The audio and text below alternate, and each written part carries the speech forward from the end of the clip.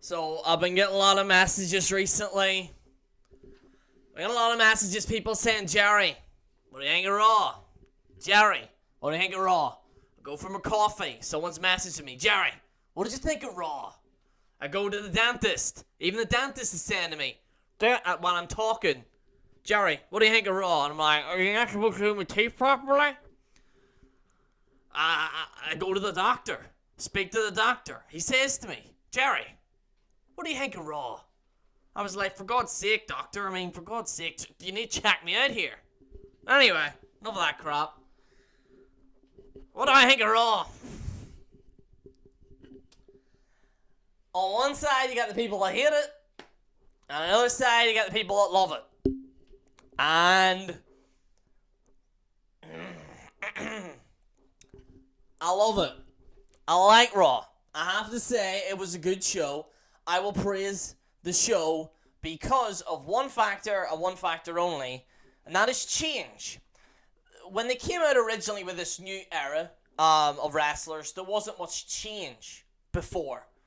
Before this whole draft stuff and shit like that. Something had to be added, like theatrics and stuff. And when I watched Raw, I tuned on the first, it was like the dun, dun, dun. I'm like, okay, same old, same old. And then the intro came on. Different theme song, different logo. I like the signature at the start of the show. I want to say that. I do like the song.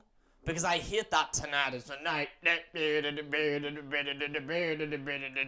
Tonight is the night. Hated that. I hated that signature at the start. Always did. This song, it's not perfect. It's not perfect, but I like it. They're kind of going for like a new type of shiny version of the Raw is War kind of thing. I like it. I like that. I like that. You know, I thought it was okay. I think the song, like some people were saying about the logo and stuff, and I will admit, originally, like, when I seen the logo, I was like, ugh. But, like, it's a logo. It doesn't really matter, to be fair. But looking at the logo on the screen, see, there's a difference between looking at the logo in a picture, and there's a difference between looking at a logo on the screen. Personally, I liked Raw. I thought it was a good show all out. I felt that the start of the show needed to happen. Obviously, it's a little bit different. You don't have the announcers over in that part. They're like way at the back somewhere. You got the three announcers. JBL's not on there. Michael Cole's still on it, which is but like the kind of the format of the show is a little bit different. It's something that WWE needed, was a little bit of change. Not only that, but finally after I'd say about 20 years, 30 years since I've been watching well, not 30 years, but about 25 years, well, not 25 years, but 20 years since I've been watching WWE, right? 20 years on average, right? We finally get our very first non-stereotype Irishman. Now, there's been a lot of people talking about Finn Balor, and they're saying Finn Balor sucks. There's some people saying that they hate him. There's some people saying they don't like him. There's some people saying that he does kicks and flips and stuff like that. I'm a little bit biased in this, but the reason why I like him is because he is not a stereotypical Irishman. He's not got red hair. He doesn't, go fella all the time. He doesn't run about like a leprechaun. He's not a drunk. I'm glad finally, after years and years and years and years and years, we finally get our non-stereotypical Irishman. And not only is he a non-stereotypical Irishman, he's also going to be the main event. And I'm happy about that because I really like to see the Irish, even Sheamus. I will admit there are issues that I do have with Sheamus. I understand why some people don't like him. I completely understand that, and I do as well. But I think with Finn Balor, there's a likability about him. He doesn't really need to say much. There's just that likability. It's a bit like Nakamura, right? Now, again, I'm not turning into an indie fan, alright, before everyone goes crazy. Oh, you're an indie fan now, Jerry, you're an indie fan. No. That's not the point that I'm saying. Is that Finn Balor, he is good on the microphone. Some people seem to think, oh, he's terrible on the microphone and stuff like that. If you watch maybe some of his older stuff, he is really good on the microphone. And also, he has this presence about him. Like, do you remember, like, Batista and all those other guys? They had, like, a presence about them that people kind of invested in, essentially. That is something that I think Finn has. Unlike maybe what other, like a Sami Zayn has. If you look at Sami Zayn, and again, I'm not bashing Sami Zayn again, like, although I was joking about him, it's only a joke. I even tweeted at him saying, don't take offense to it, it's only a joke. But, like, when you look at Sami Zayn, he's just a guy that's wearing the hat and dances and stuff, while Finn Balor, there's something that, it's something that a lot of kind of these indie guys lack, which is an intriguement. It's something like Seth Rollins kind of has a little bit, although he's very good on the microphone. Seth Rollins kind of has it. Dean kind of has it a little bit. It's like, it's that intrigueness that where you want to see him win. That's something that WWE has been lacking right up, till now, is that we don't actually have a guy to really support, apart from Dean Ambrose. Roman Reigns obviously is not invested. I hope they turn the guy heel. I don't know why Roman is still not a heel. For the love of God, just turn the guy heel. But in all fairness, I think Finn is a guy that people can rally behind to win the championship. Now, I want to get into the obvious thing that a lot of you have been talking about, and that is the Universal title, the WWE Universal title, or whatever it's called. I'm not gonna lie, when Mick Foley said that, I went, oh god, that really hurt. Oh man, actually, I don't know if you're aware of this, but see, last night my head was a little bleeding there, which is kind of weird. I don't know. I hope we're gonna get Raw's War right here. This is gonna be really properly PG. But yeah, no, actually, last night it was like bleeding and stuff. Anyway, beside the point, right? Anyway, when Mick Foley turned around and went the Universal title, I went, that's like something from a WWE 2K16 creation thing.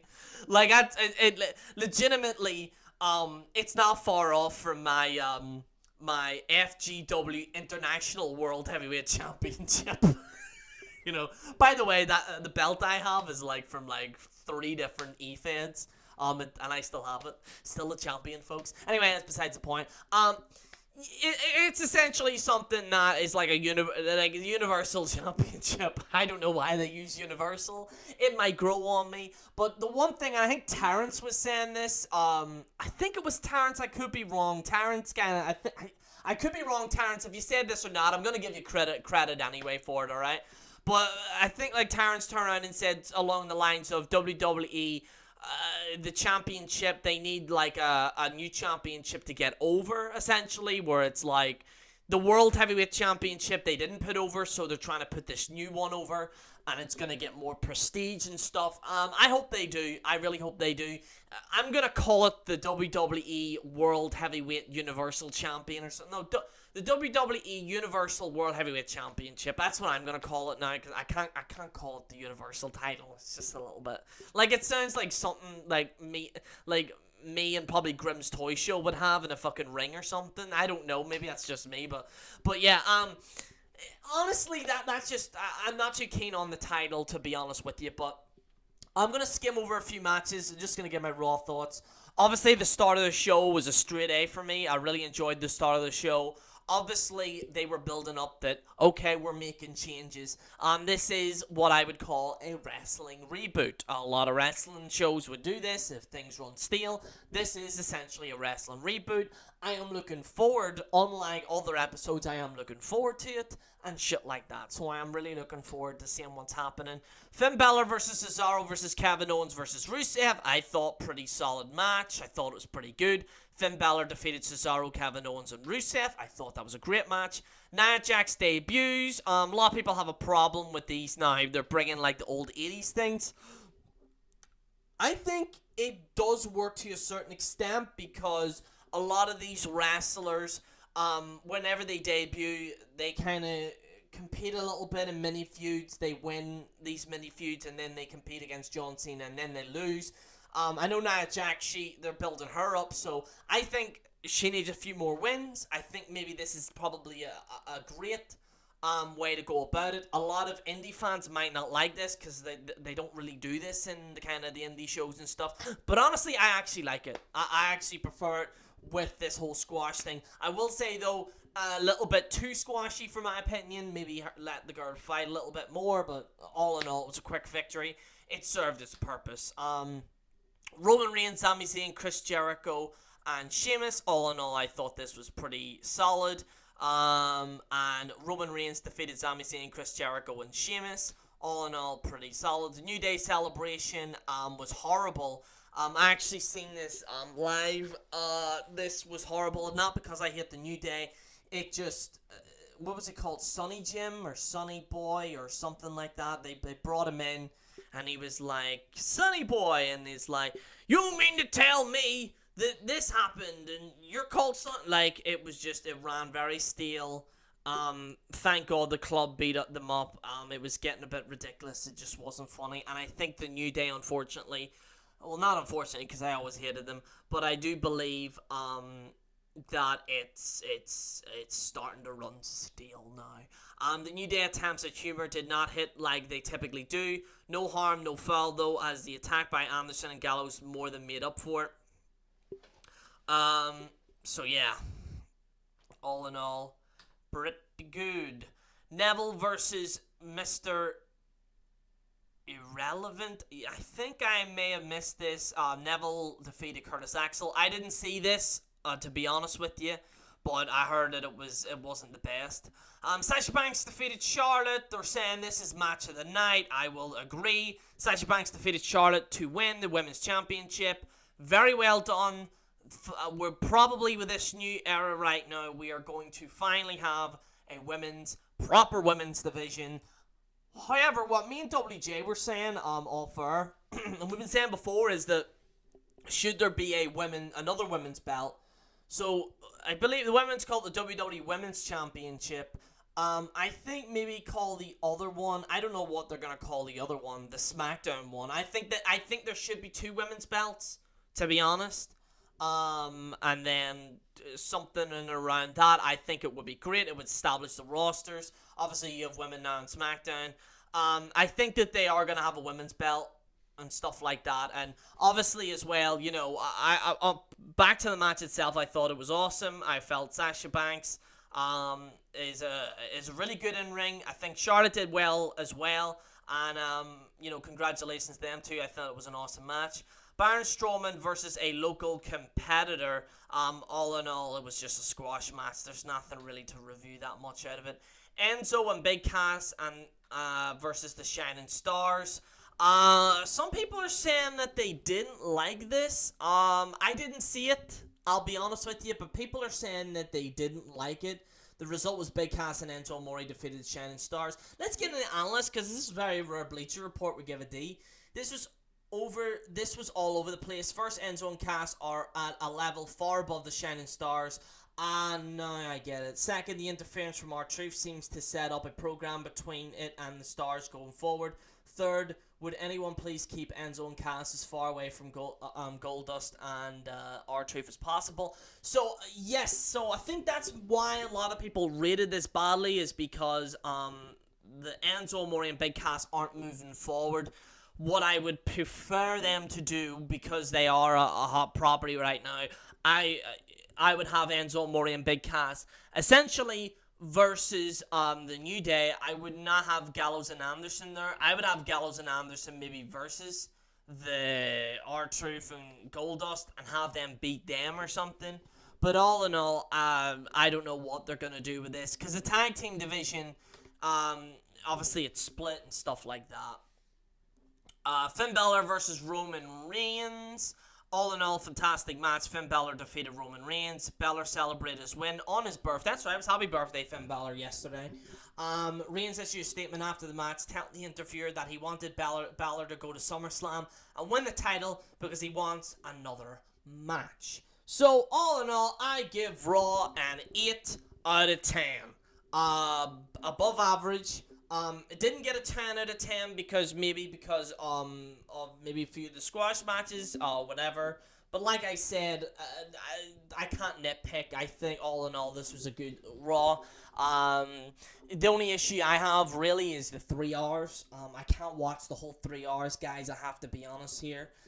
Hence the reason why this is like a Raw thoughts essentially. All in all, though, I thought pretty good show. I really enjoyed it. And it's good to see an Irishman, compete for the championship as well. Like I said, guys, there's been a few people that have been hating this Raw, and I understand a lot of people don't like this whole indie stuff, and I'm on the same boat as well.